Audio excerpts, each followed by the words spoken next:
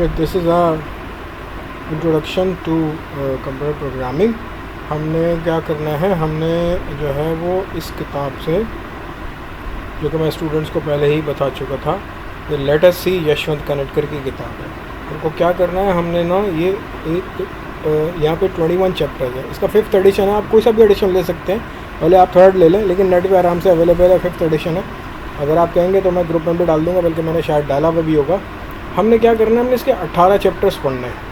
ठीक है, हमने इसके 18 चैप्टर्स पढ़ने और चैप्टर वाइज हम पढ़ेंगे और आप लोग को मेरे साथ बने रहना होगा।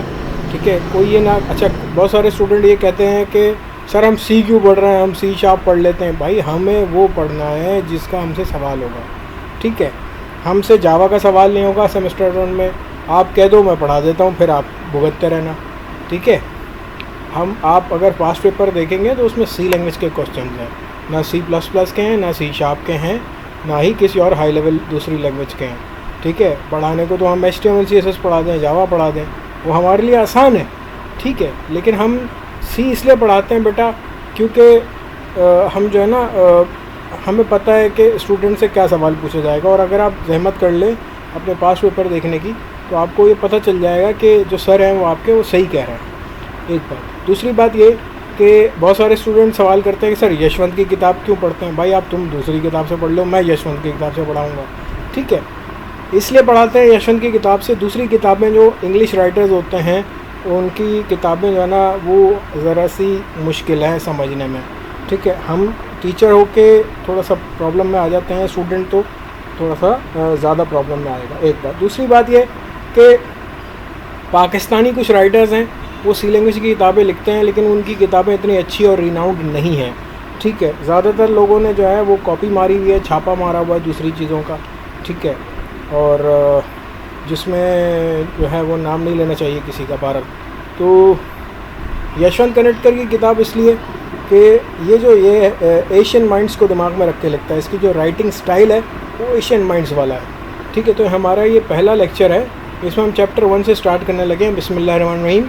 ठीक है, अबाउट द ऑथर हम इसको स्किप करते हैं। ये पेज है बेटा, ये पेज किसी के पास अगर इसकी हार्ड कॉपी हो तो वो हार्ड कॉपी से पढ़ ले।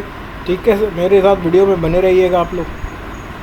ठीक है, यहाँ पे पहले चैप्टर में क्या कह रहा है, what is C, getting started with C.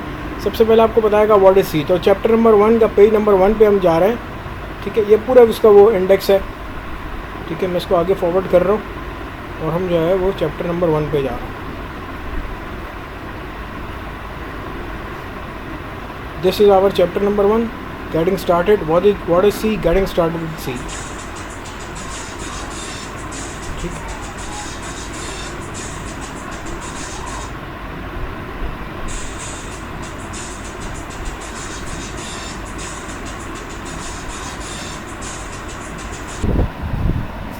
अच्छा, तो क्लास हम लोग जो है वो यहाँ पे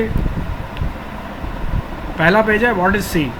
सी is a programming language developed at AT&T Bell Laboratories USA in 1972। ठीक है, इससे पहले बहुत सारी लैंग्वेजेस आई थी।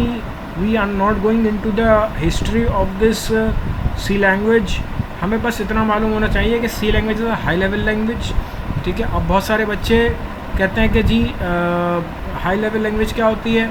तो मेरा बेटा आई एम वेरी सॉरी, आप लोगों को यही नहीं पता कि हाई लेवल लैंग्वेज क्या होती है। मैं आपको क्लास में बता चुका हूँ, समझा चुका हूँ। रिमेंबर कि ये जो क्लास हमारी हो रही है, ये हमारी क्लास जो है वो ऑनलाइन क्लासेस की वजह से हो रही है, क्योंकि आपको पता है कि हमारे पास जो है वो पेंडेमिक चल रहा है। ज़ाहिर है पूरी दुनिया में कोरोना वायरस की वजह से, पेंडेमिक की वजह से हमारी क्लासेस इस वक्त इस तरह से हो रही हैं। ठीक है, वरना हमें शौक़ नहीं है बिल्कुल भी ऑनलाइन पढ़ाने का। ठीक है, तो गेटिंग स्टार्टेड विद सी,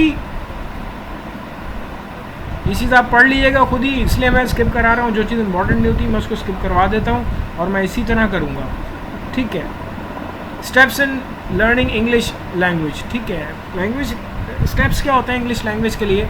सबसे पहले बच्चा अल्फ़ाबेट सीखता है, फिर उसको वर्ड सिखाए जाते हैं बना, फिर सेंटेंसेस बनाता है, फिर वो पूरा पैराग्राफ ऐसे वगैरह लिख लेता है। इसी तरह steps in learning C language क्या है कि अल्फ़ाबेट्स, डिजिट्स और स्पेशल सिंबल्स आपको बताए जाएंगे, फिर बताया जाएगा कॉन्स्टेंट वेरिएबल्स और कीवर्ड्स क्या होते हैं, फिर इंस्ट्रक्शन और फिर प्रोग्राम की तरफ ले जाया जाएगा। ठीक है, तो अगेन मैं रिपीट कर रहा हूँ अपनी बात को, हम लोग इन 18 चैप्टर्स को पढ़ेंगे और इंशाल्लाह ताला हम लोगों को सी लैंग्वेज आ जाएगी। ठीक है, एक बात याद रखिएगा, सी लैंग्वेज के जो भी प्रोग्राम होते हैं वो याद नहीं होते।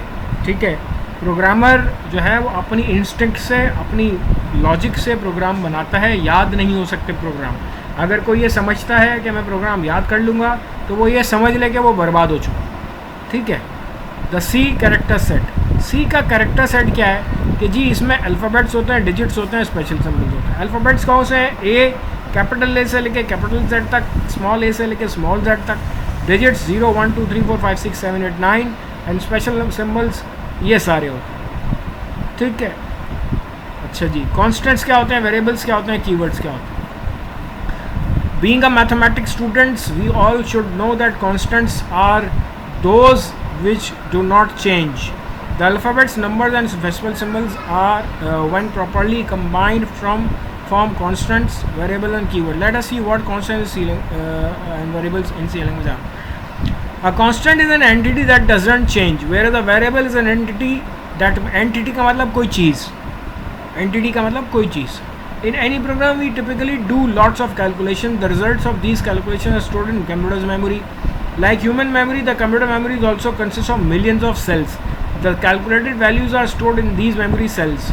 To make these retrieval, the use of these values easy, these memory cells, also called memory location, are the given names.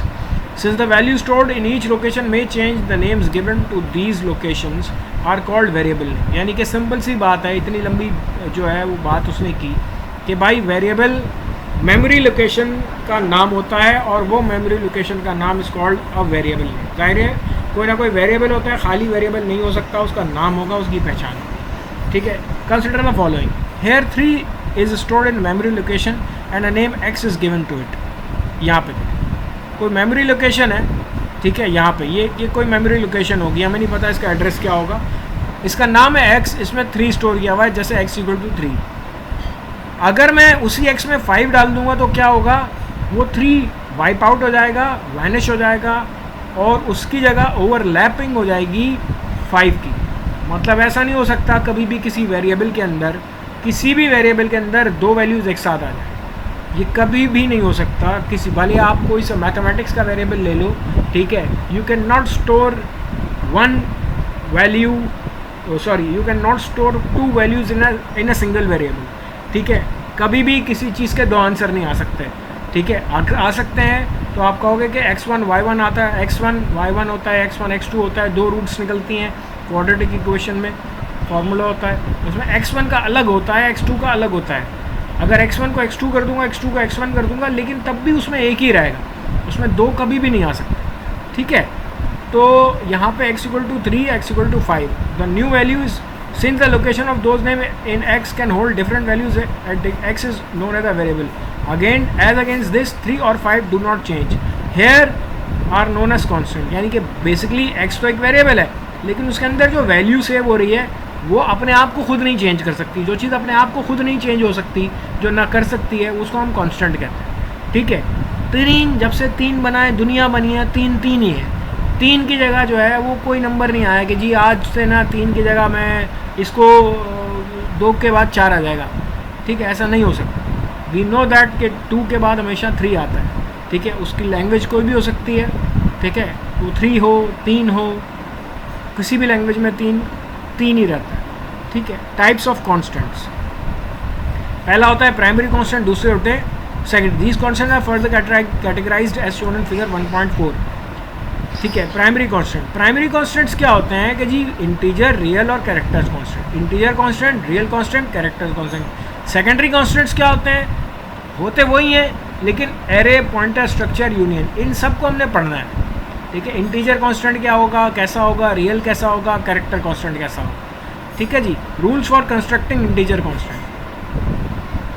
Integer constant का मतलब है कि इंटीजर नंबर, तुम लोग इंटीजर नंबर कैसे लिखते हो, बचपन से जो लिखते आए हो इंटीजर नंबर, वो कैसे होते हैं। ठीक है, वो N integer constant must have at least 1 digit. ऐसा नहीं हो सकता कि खाली हो, कम से कम 1 डिजिट होनी चाहिए, 0 1 2